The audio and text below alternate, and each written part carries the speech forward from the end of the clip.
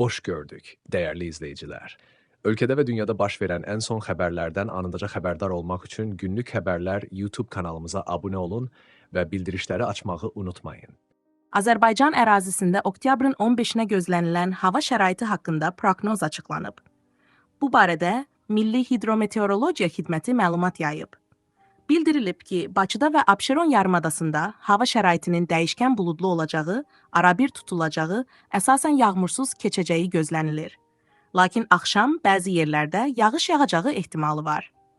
Cənub-şərq küləyi, axşam şimal-şərq küləyi ilə əvəz olunacaq. Havanın temperaturu gecə 14-17, gündüz 20-23 dərəcə isti olacaq.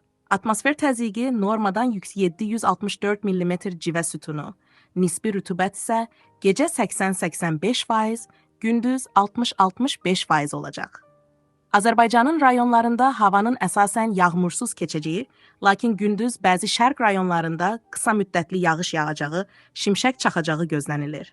Bəzi yerlərdə arabir duman olacaq. Şərq küləyi əsəcək. Havanın temperaturu gecə 9-13, gündüz 19-24, dağlarda gecə 0-4, gündüz 5-9 dərəcə isti olacaq. Günlük Xəbərlər YouTube kanalımıza abunə olmağı və videonu bəyənməyi unutmayın.